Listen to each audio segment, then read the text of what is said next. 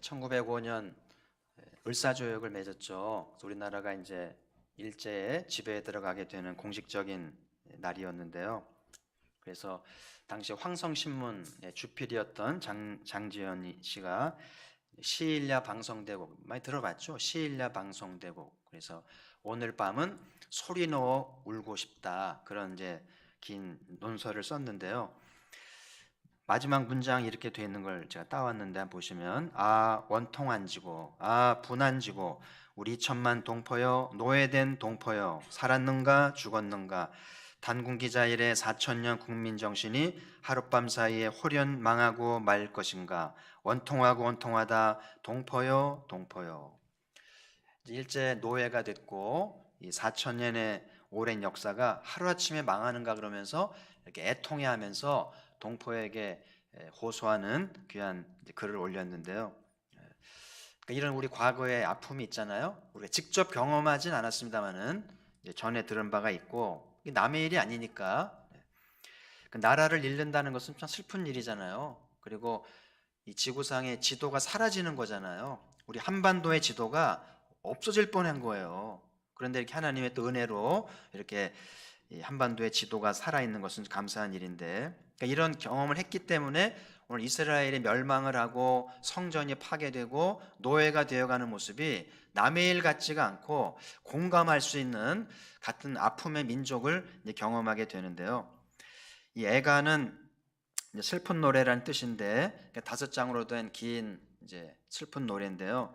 이스라엘은 그 성전이 파괴된 날을 기념하면서 매년 이 애가를 온 국민이 읽는다고 그래요. 근데 우리 생각에는 아니, 성전 파괴된 게 뭐 기념할 일이라고, 뭐 자랑할 일이라고 성전 무너진 거를 기념하면서 성경을 읽습니까? 참 유대인들은 우리하고 좀 다른 역사 의식이 좀 있는 것 같아요. 제가 한번 말씀을 드렸습니다만은 유대인들은 이스라엘 초등학교 역사 교과서 이렇게 시작된다고 그러잖아요. 우리 조상은 애굽의 종이었습니다. 이렇게 시작을 해요. 우리 같으면 이렇게 말하지 않아요. 누가 자기 조상을 종이었고 쌍놈이었고 천민이었음을 얘기합니까? 절대 말하지 않죠. 말하지 않거나 미화시켜서 그냥 선비였다고 보통 말하잖아요. 근데 이스라엘 역사의식은 아이들에게 정직하게, 얘들아 우리 조상은 노예였어, 정말 별 볼 일 없고 천하고 천한 그 낮은 조상이었어, 그런데 하나님의 은혜로 이렇게 위대한 백성이 되었단다, 이렇게 이제 가르친다는 거예요. 그 유대 그 예루살렘에 가면 그 학살 600만 학살 기념해서 기념관이 세워졌는데요. 그 이름을 야도바셈이라고 지었잖아요. 그 야도바셈은 히브리어로 이름을 기억하라 그런 뜻인데, 그 사진을 한 장 보시면 저 기념관 내부인데 저 위쪽에 이렇게 쭉 돌아가면서 있는 게 뭐겠어요? 그 희생당한 사람들의 사진이 600만 장이 저렇게 새겨져 있고요. 그려져 있고, 저 밑에 이제 모든 그 공간에는 600만에 대한 모든 자료들, 그 사람의 별명, 성장 과정, 그 사람의 신앙, 가족, 모든 데이터를 찾아서 다 보관해서 이 사람들의 이름을 기억하라는 거예요. 가스실에서 죽어가면서도 하나님을 부인하지 않고 하나님을 찬양하면서 죽어갔던 그 이름을 기억하라. 야도바셈이라고 이제 박물관을 열었는데요. 재밌는 것은 저걸 개관할 때 전 세계 지도자들을 초대했는데 누구는 초대하지 않았을까요? 네, 일본 총리는 초대하지 않았어요. 왜냐하면 일본은 회개할 줄 모르고 자기 잘못을 인정하지 않았기 때문에 일본은 뺐다고 하는 얘기가 전해지고요.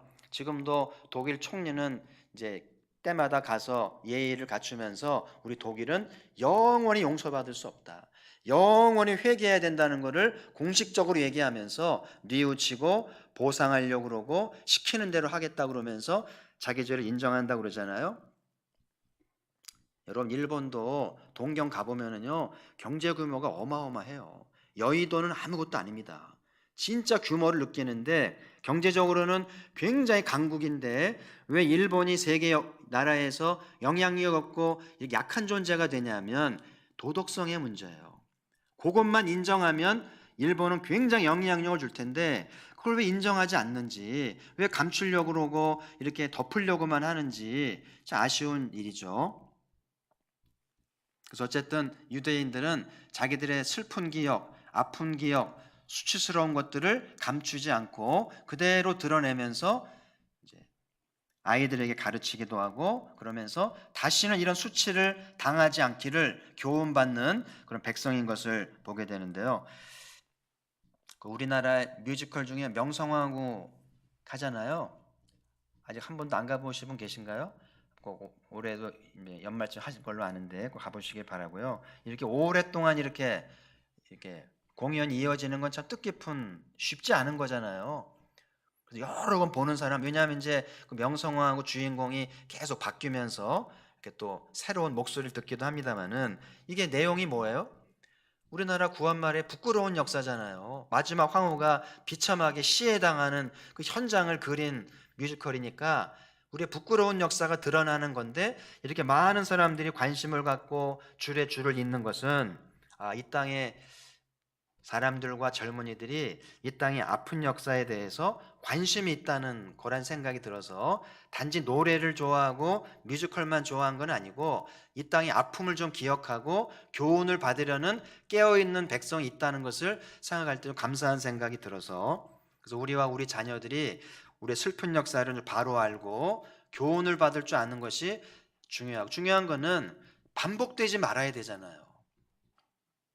다시는 전쟁이 없어야 되고 다시 일제 같은 지배가 없어야 되고, 그러려면 교훈을 받고 잘 준비해야 되지 않겠어요? 요즘 애들은, 저도 이제 뭐 9세대니까 한일전을 하면 저도 모르게 막 흥분을 하는데, 우리 애가 그러더라고요. 아빠 왜 일본을 미워하냐는 거예요. 잘하는 건 잘하는 거지, 무조건 일본을 나쁘게 얘기하냐고. 그래서 제가 막 할 말을 못한 기억이 나요. 그렇잖아요. 뭐든지 나쁘잖아요. 시대가 많이 지났고요. 일본도 기독교를 오래전에 받은 나라이고 신실한 신학자도 많고 신실한 교회도 많고, 이제는 한일이 연합해서 하나님 나라를 위해 힘써야 할 중요한 동반자 나라인데, 언제까지 이렇게 그 이념에 사로잡혀 상처에 얽매여 가지고 으르렁거리며 살아야 되는지, 예레미야의 슬픈 노래를 배우면서 좀 이렇게 과거를 잘 극복해 나가면서 이제 복음을 위해 협력할 줄 아는 성숙한 우리가 되야겠다는 생각이 드는데요. 자, 오늘 1절 4절 읽었는데요. 좀 한 절 한 절 잠깐 보면서 노래를 좀 살펴보려고 하는데, 1절에 보시면 우리 1절을 같이 한번 읽죠. 시작. 슬프다 이 성이여, 전에는 사람들이 많더니 이제는 어찌 그리 적막하게 앉았는고. 전에는 열국 중에 크던 자가 이제는 과부같이 되었고, 전에는 열방 중에 공주였던 자가 이제는 강제노동을 하는 자가 되었도다. 그러니까 망하기 전 예루살렘은 굉장히 사람이 많았고 열국 중에 컸고 열방의 공주 같은 존재였는데, 망한 다음에 어떻게 됐어요? 사람이 없어서 적막하게 됐고, 또 과부같이 되었고, 그리고 강제 노동하는 자가 된, 이렇게 달라지는 것을 이제 묘사하고 있잖아요. 제가 좀 정리해서 표를 만들어 봤는데, 이렇게 보시면, 그러니까 멸망의 전에 인구는 굉장히 많았는데 멸망 후에 많이 죽기도 하고 잡혀가기도 하고 인구가 확 줄었고요. 국가 관계에서는 멸망 전 영향력이 굉장히 컸는데 멸망 후에는 과부같이 고립된 존재가 됐고요. 국가의 힘은 멸망 전에는 공주 같은 존재였는데 멸망 후에는 노동하는 자가 되었으니까, 이렇게 개인이든 국가든 흥하기도 하고 망하기도 하고, 그렇죠? 성하기도 하고 쇠하기도 하는 흥망성쇠라고 그러잖아요. 개인이든 국가든 하나님의 역사죠. 하나님이 높이기도 하고 낮추기도 하고 망하기도 하고 흥하기도 하시는데, 그 다윗 이야기에 그런 대목이 나오잖아요. 사울의 집안은 점점 기울고 다윗의 집은 점점 흥하여 갔다. 왜 다윗의 집은 점점 잘 돼가는데 사울의 집안은 점점 망해가는 걸까요? 하나님이 어떤 집안을 세우시고 어떤 집안을 넘어뜨리는 걸까요?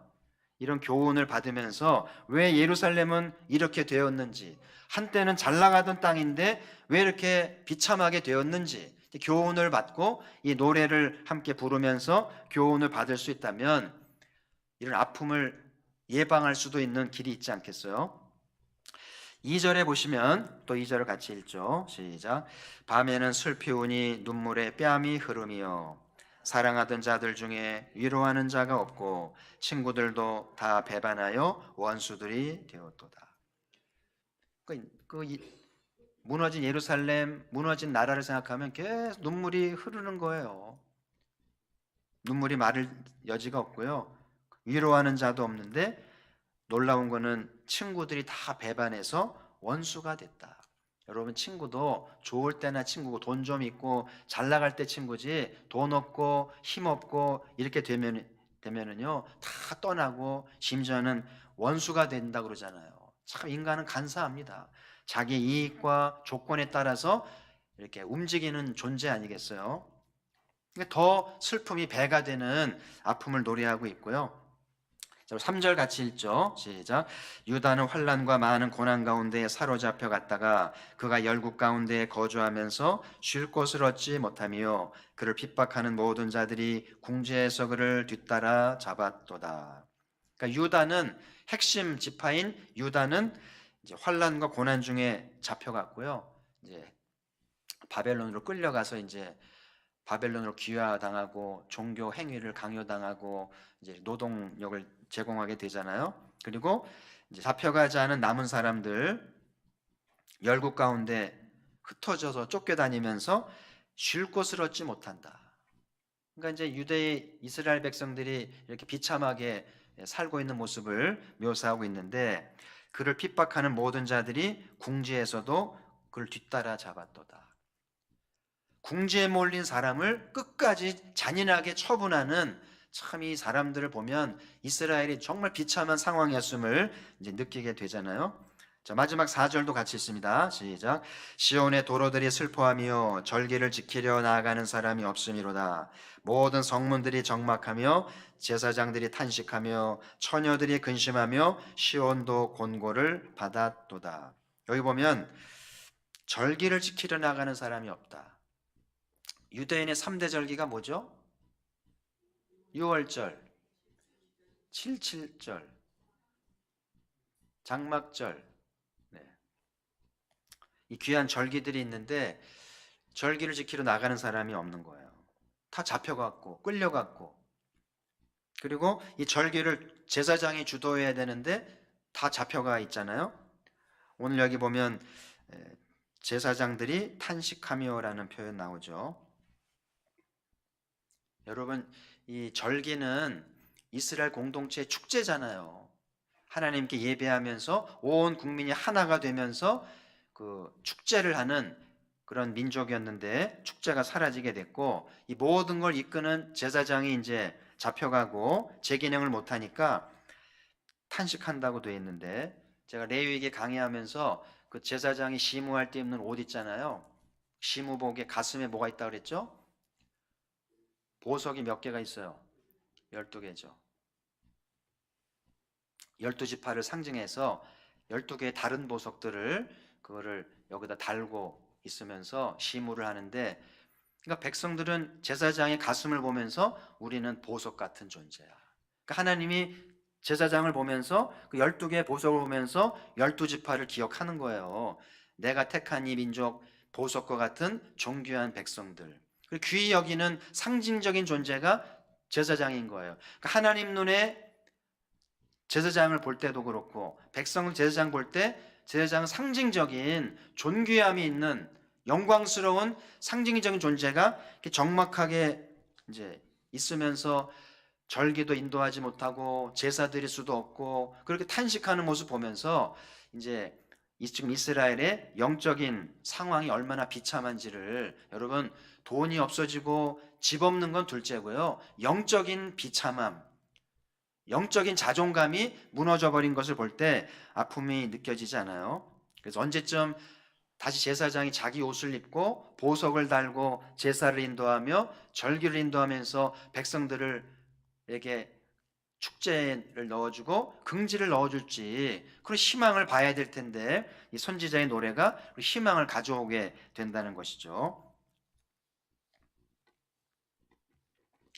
5절에 보시면 우리 5절도 한번 같이 읽죠. 시작. 그의 대적들이 머리가 되고 그의 원수들이 영통함은 그의 죄가 많음으로 여호와께서 그를 곤고하게 하셨습니다. 어린 자녀들이 대적에게 사로잡혔도다. 여기 이제 왜 이렇게 예루살렘이 멸망하고 비참하게 됐다는 거예요? 원인이 뭡니까? 원수들이 잘 된 이유는 뭐예요?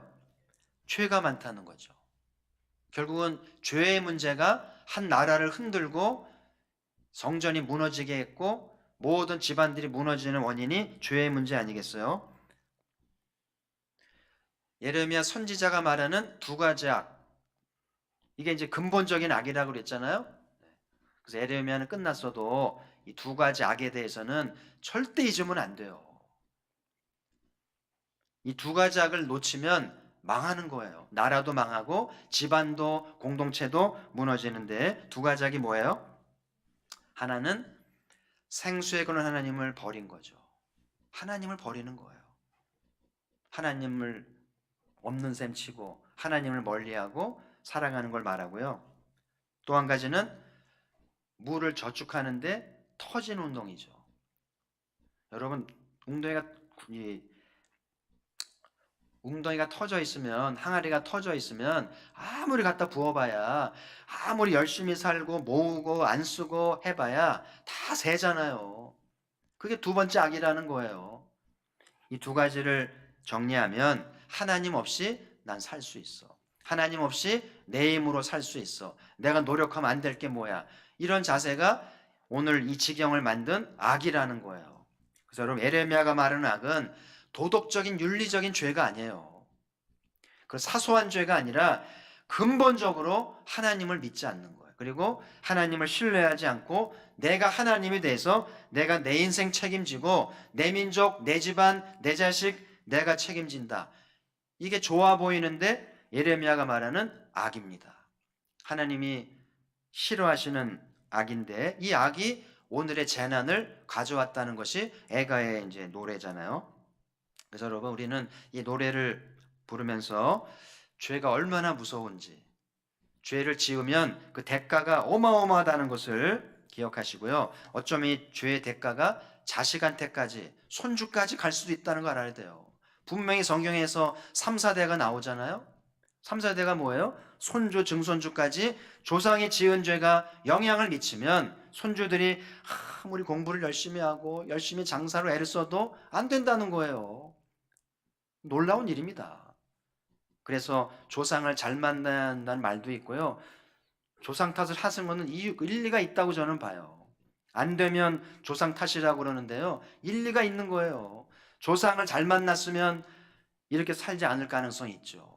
그래서 우리도 언젠가 조상이 될 텐데 잘 살고 가야 이 조상 덕분에 후손들이 약속을 받고 하나님의 사랑을 받고, 하나님이 야곱에게 나타나서 그러잖아요. 내가 네 애비 하나님이라는 거예요.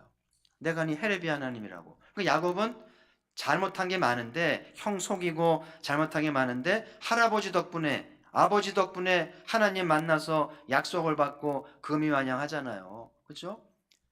누가 봐도 야곱은 지가 잘해서가 아닌 거예요. 꿈에 하나님 만나서 그 할아버지 하나님 덕분에 하나님이 돌봐주시고 책임져 줬기 때문에 그 위대한 복을 받았다는 것이 성경에 증거하는 바가 아니겠어요? 그래서 오늘 이스라엘이 두 가지 악 때문에 선지자의 말을 들었더라면, 이 악을 버리고 하나님께 돌아와서 하나님을 의지했더라면 오늘까지는 안 갔는데 듣지 않았거든요. 선지자를 핍박하고 듣지 않았기 때문에 이런 결과를 가져온 거 아니에요? 그래서 오늘 우리는 이 교훈을 받으면서 우리에게 두 가지 악은 없는지, 그런 일은 없어야 되겠습니다만은 교회는 늘 나오는데 마음에 하나님이 없을 수 있어요. 늘 예배를 드리고 말씀을 듣는데 여러분의 사상이, 여러분의 마음속에 하나님이 어디 있나, 하나님도 별 수 있나, 이런 생각을 할 수 있는 거예요. 무서운 일입니다. 그래서 여러분, 행여라도 마음속으로라도 이 악을 행하면 안 돼요. 내가 하나님을 경험하지 못했고 잘 알지 못한다 그래가지고 하나님을 섣불리 부인하고 무신론자로 전락하는 것은 굉장히 위험한 자세예요. 그러다 하나님 진짜 계시면 어떡하려고 그래요. 그래서 나는 이 생수의 근원, 생수가 없으면 살 수 없는 존재인데 그 생수를 주시는 하나님을 멀리하진 않는지 돌아와야 돼요. 오늘의 재난을 면하고 축복을 회복하려면 생수의 근 하나님께 돌아와서 생수를 마셔야 사는 거죠. 우리 수예배가 생수를 먹고 소생하는 자리가 되기를 축복합니다. 수예배가 내 인생을 살렸어, 내 집안을 살리고 내 교회를 살렸어라는 고백이 나올 수 있으면 좋겠고요. 터진 웅덩이를 쌓고 있지는 않는지 건강 문제, 재산 문제, 관계 문제 내 힘으로 되는 게 아니에요.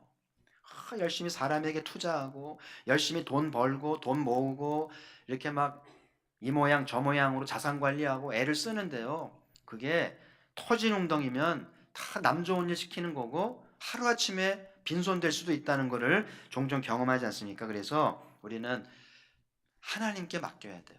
하나님을 의지하고 하나님을 경외하면서 내 힘이 아니라 하나님의 힘인 것을 인정하는 것이 굉장히 중요한데, 그래서 오늘 우리 에레미야를 이제 부르면서 우리 하나님은 복을 주기도 하시죠. 그러나 동시에 환난과 징계도 주시고 무시무시한 분이라는 것도 알아야 돼요. 그래서 복 주신 하나님만 믿는 거는 반쪽 하나님이에요.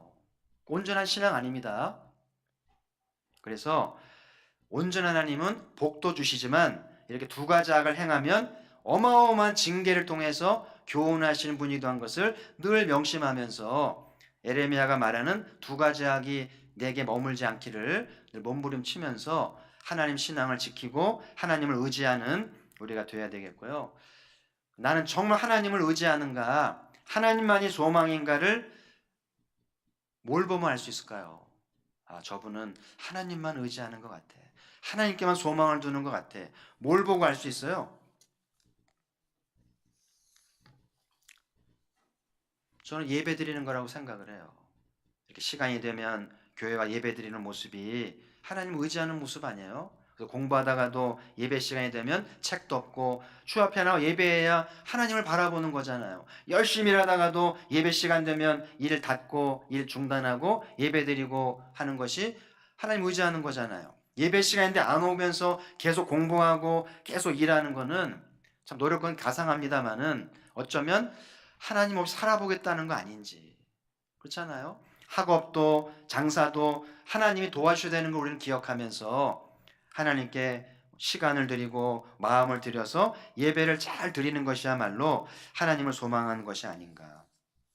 자, 오늘 마지막으로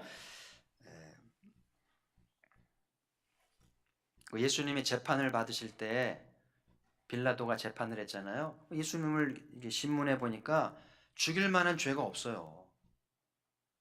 근데 유대인들이 십자가에 못 박으라고 막 이제 소리를 지르잖아요. 그러니까 빌라도가 물을 가져오라고 그래가지고 손을 씻으면서 하는 말이, 이 사람의 피에 대해서 나는 죄가 없다, 너희가 당해라, 그렇게 이제 말을 했는데 그때 군중들이 뭐라 그런지 아세요?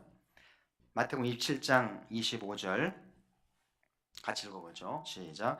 백성이 다 대답하여 이르되 그 피를 우리와 우리 자손에게 돌릴지어다. 참 무시무시한 말을 했습니다. 저는 이 말씀하고 600만 학살하고 무관할까라는 생각이 들어요. 그러잖아요. 우리 자손에게 피값을 돌리라고. 어쩜 이렇게 말하는데 그런 거 있겠죠. 이런 일이 있으랴. 즉 유대인들은 예수님을 십자가에 죽이는 게 마땅하다는 거예요. 잘못된 메시아이기 때문에 예수를 죽이는 거는 하나님을 섬기는 예이기 때문에 우리가 이렇게 말해도 별일 없을 거야 생각했으니 이런 말했겠죠. 근데 예수님을 죽인 건 잘못이잖아요. 그렇죠? 그리고 이렇게 말까지 했으니까 하나님이 지나칠 리가 없죠. 자손에게 돌리라고? 알았다. 돌린 거예요. 오늘 여기 아까 읽은 5절 끝부분에도 어린아이들이 잡혀갔잖아요. 애들이 무슨 죄가 있습니까? 어른들 탓에 애들까지 포로를 끌려가잖아요. 무서운 일입니다. 그래서 오늘 유대인들의 아픔과 고난을 보면 이렇게 두 가지 악을 행했을 뿐만 아니라 이렇게 말을 뱉어낸 것이 주워 담을 수 없는 일을 했다는 생각이 들고, 그래서 여러분 말을 아끼셔야 돼요. 아무리 화가 나고 아무리 이렇게 힘들었어도 하지 말아야 할 말을 해서는 안 되는 거죠. 그 피를 우리와 우리 자손에게 돌려라. 이런 어마어마한 잘못을 졌기 때문에 유대인의 아픔이 계속되지 않겠어요? 자, 오늘 에레미야 애가를 정리하면서 애가의 핵심 노래가 있어요. 요거를 놓치면 애가 노래는 슬픈 노래고 절망의 노래인데 요 말씀이 있기 때문에 희망을 주는 노래가 되는데요.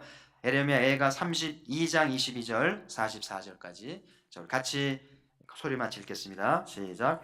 여호와의 인자와 긍휼이 무궁하심으로 우리가 진멸되지 아니함이니이다. 이것들이 아침마다 새로우니 주의 성실하심이 크도소이다. 내 심령에 이르기를 여호와는 나의 기업이시니 그러므로 내가 그를 바라리라 하도다.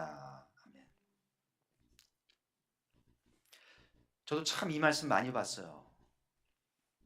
여호와 인자와 긍휼이 참 무궁하셔서 우리가 진멸되지 않는다. 진멸이라는 말은 끝장이 나는 거잖아요. 근데 하나님의 긍휼 때문에 하나님의 진노 중에라도 아주 망하지는 않고 그루터기가 남아있는 거예요. 다시 소생할 수 있는 희망의 싹을 남기겠다는 것이죠. 우리 가포교회와 우리의 집안과 이 한반도에 하나님의 진노하시더라도 아주 멸하지 않고 희망의 싹 그루터기를 남겨주시기를 주의 이름으로 축복합니다.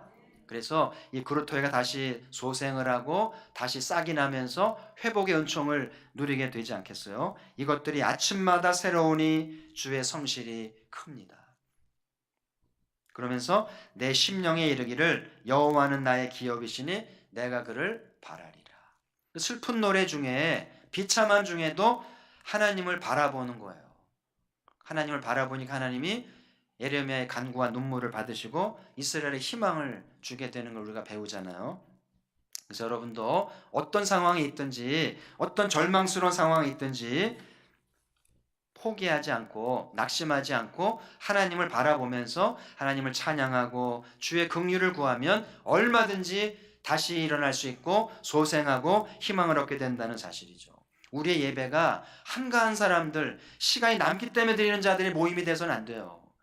정말 힘든 사람들, 절망에 빠진 사람들, 오늘 이스라엘처럼 노예로 끌려가서 비참한 사람들이 모여서 희망을 찾는 그 예배가 돼야 되잖아요. 그래서 여러분, 진짜 예배는 시간 남아서 오는 게 아니라 정말 바쁜데, 정말 힘든데, 교회 오기 정말 어려운데 그때 와야 진짜 예배고요. 어떨 때는 기도하기도 싫고 그냥 만사가 싫고 모든 게 싫은데 꾸역꾸역 와서 하나님을 찾는 게 진짜 신앙이고 진짜 예배가 아닌가 싶어요. 그래서 가포교회 수요예배가 에레미야 노래를 배우면서 하나님께 희망을 두고 하나님을 바라보는 가운데 희망의 싹이 자라는, 그리고 하나님이 우리에게 소망의 말씀을 주셔서 다시 일어서게 되는 은혜와 축복이 있기를 주의 이름으로 축복합니다.